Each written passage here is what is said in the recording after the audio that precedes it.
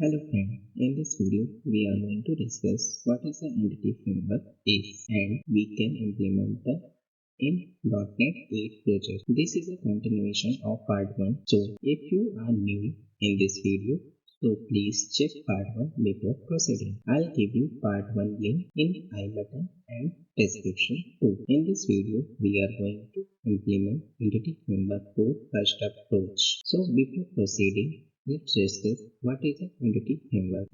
Entity framework is an object-oriented method that enables us .NET developers to work with relational data using domain-specific objects. It eliminates the need of most of the data access code that developers usually need to write. Why we are using entity framework? Entity framework is an ORM and ORMs are aimed to increase the developer productivity by reducing the redundant task of persisting the data used in our application. Let's see what are the features Entity Framework provides. Entity Framework is a lightweight and extensible object-oriented mapping (ORM) technology. Entity Framework supports multiple platforms like Windows, Linux, and macOS. Entity Framework supports both relational and non-relational data sources. Entity Framework works efficiently with widely used databases like SQL Server Compact, SQLite, and PostgreSQL, and so on. Entity Framework makes it easier for programmers to perform create, update, delete operations by supporting a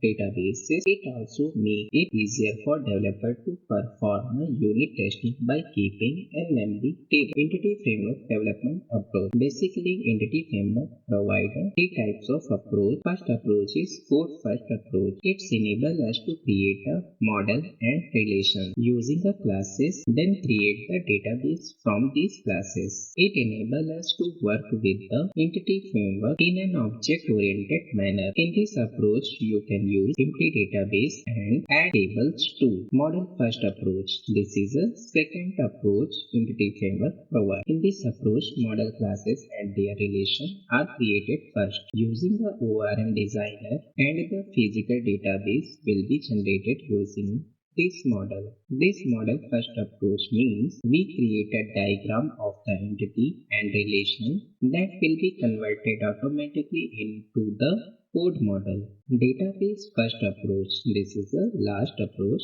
entity framework offered. In the database first approach, enable us to create an entity model from an existing database. This approach helps us to reduce the amount of code that we need to write. The following procedure will be create the entity model using the database first approach. Let's implement an entity framework in our project. So for entity framework, we need to install a few packages from NuGet Package Manager. Let's install it. To install an entity framework package from NuGet Package Manager, go to our solution and right click. Go to Manage NuGet Package. Click on this. Go to Browse and search Entity Framework Core Package. Select this package and click Install button to install this. Accept terms and conditions. Now, Entity Framework Core Package has been installed in our solution. Second package we need Entity Framework Core Tool. This package helps to add a migration in our project. Let's install this package too. Accept the terms and condition. Now, last package we need to install a SQL Server because I am going to use a SQL Server as a database. That's why I am going to install a Microsoft Entity Framework SQL Server package. So now I have already installed all Entity Framework required packages. Entity Framework Core. This is a main package for implementing the entity framework in our project. And SQL Server package is being used because we are using SQL Server as a database. That's why I have installed. And Microsoft Entity Framework Tools. This package I have installed because we need to generate a database based on a model. Let's close this NuGet Package Manager and start implementing the DB context in our solution. Our hero DB context class in our solution. So Select your project and add a class. Enter your class name, our hero DB context, and press add button to generate a class. Extend this class for the implement a DB context. Now create a constructor. I have added a constructor. Let's accept the DB options here like this and pass these options to a DB context class. By calling the base method, we can pass our options to a DB context class constructor. Let's add a dataset in this model. In a previous video, already our hero model has been created. So I am going to use the same model to generate a database table also. That's why I have added this model as a dataset in our entity. If you want to configure your entity models, so you can configure your model inside a on model creating method. So now I am going to create our hero model primary key ID as a primary key, and if you want to insert any data in our model before creating, so like this you can insert it. Our hero DB context is ready. Now let's open app settings and add a connection string for this. Go to app settings. Here you can add a app settings configuration. Inside the app setting, pass your connection string. Let's close this file. Now next step, just register our DB context, our hero DB context class in a service. So for this, copy this class name, go to program.cs file and register your service.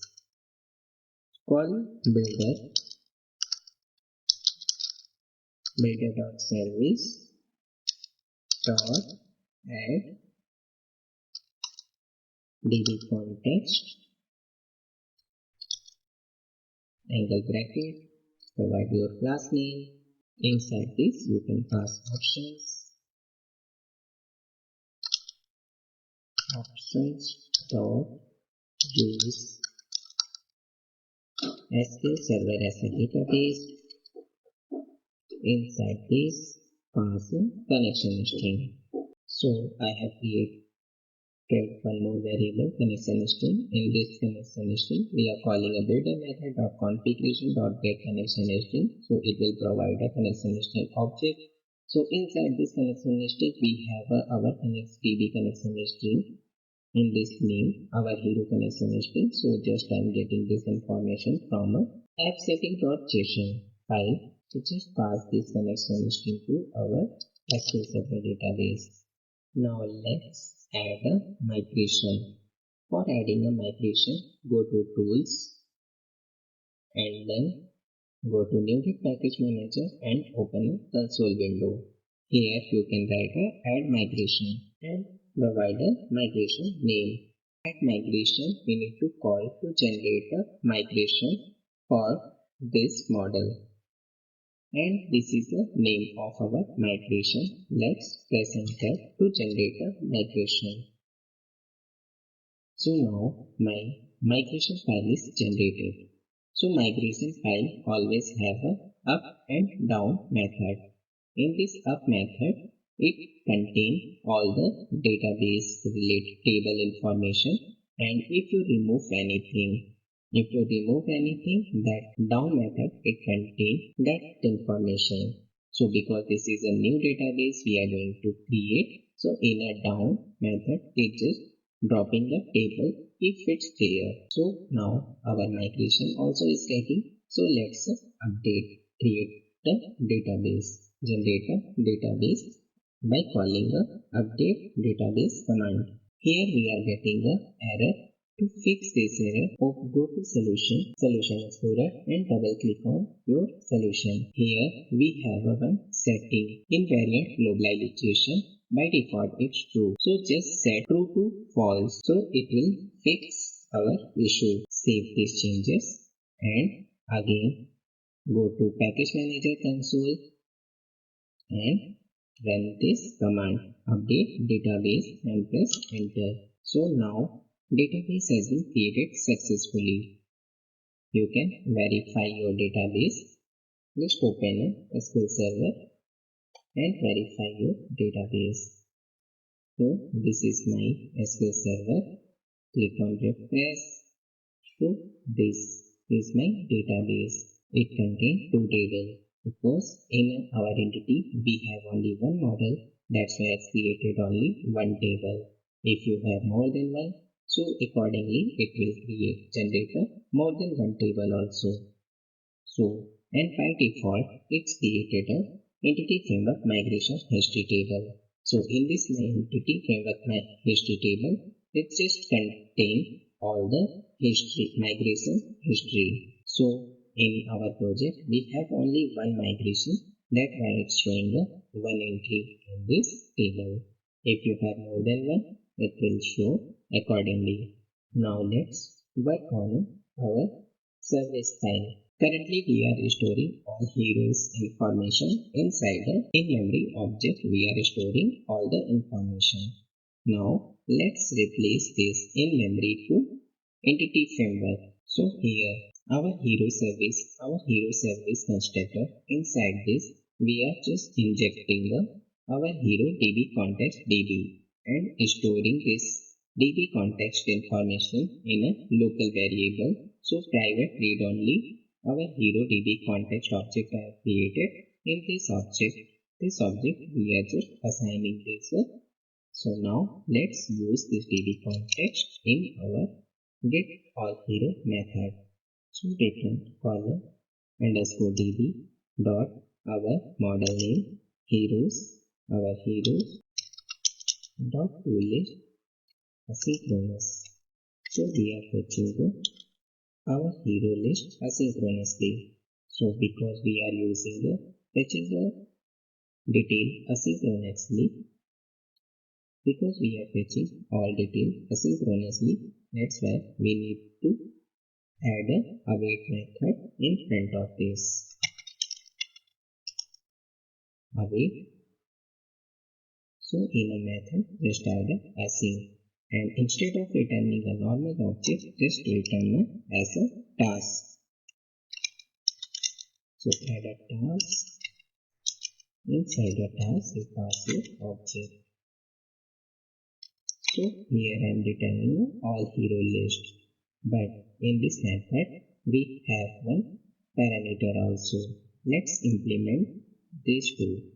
So if you have a value if isActive field is not null, isActive field is not equal to null, that time we need to filter our hero object accordingly. Means if it's written false, it is accepting the false. If isActive false, then we need to return all isActive false record, otherwise return isActive true record. If it's null, in this case, go and return all the record. So let's implement copy paste testing and add one more where clause. So for filtering, just add a where clause after your model. Here write any variable equal to greater than m dot isActive equal to your variable. So it will return accordingly.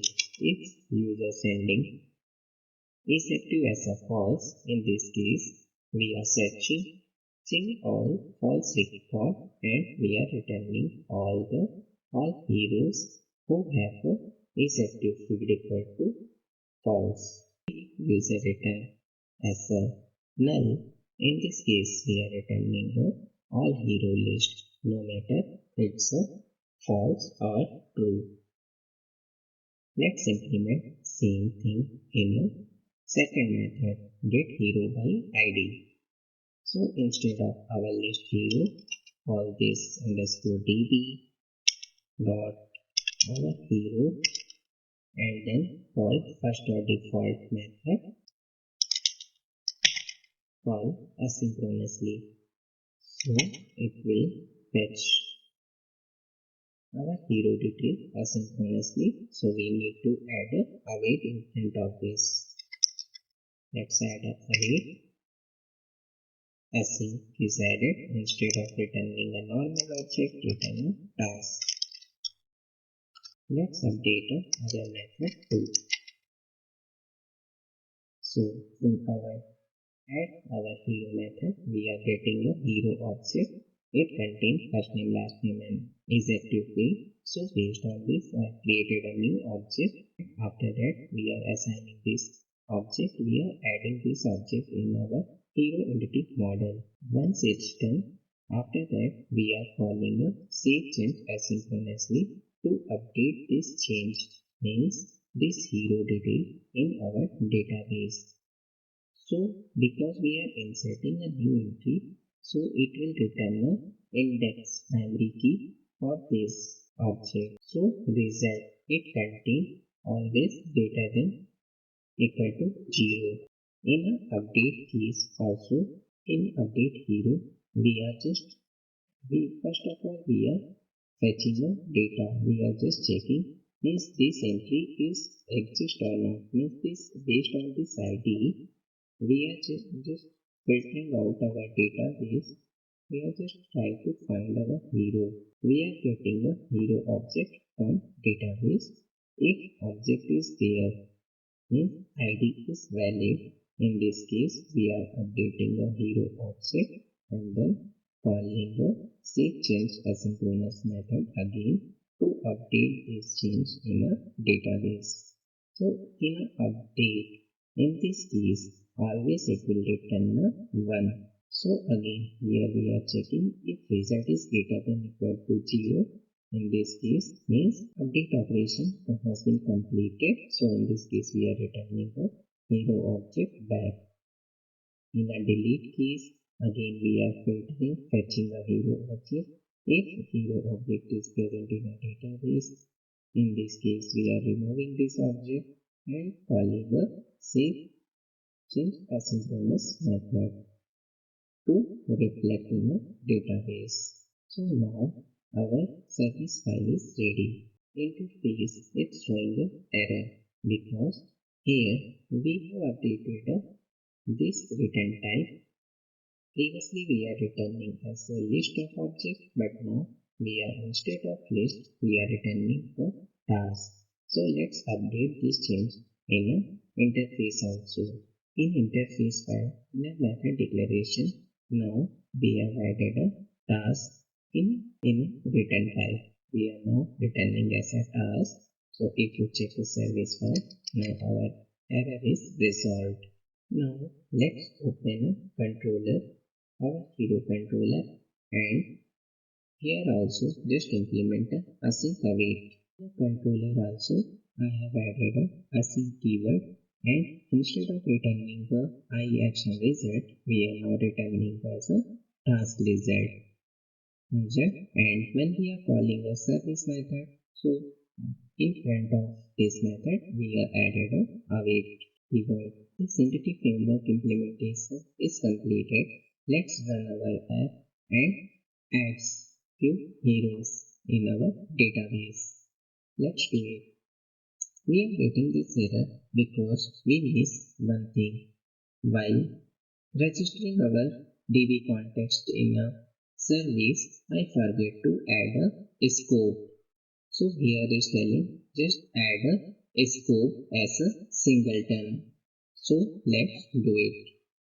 So after a option object, just add a comma and add a service lifetime dot singleton. So now our application is running successfully. Let's try to hit the get method first. Click on type now and execute this. So here we are getting a one entry because and by the time of creating a model we are getting a one entry because we have added this entry by creating a DB context. So go to DB context file and you can see this. Because we have inserted one entry on model creating, let's add one more entry. Click on file, change your name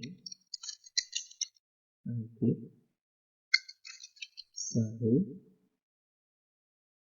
and execute. So now I have inserted Ankit Sahu in a database. You can verify, open SQL Server and verify. So this is my SQL Server. You can verify by here.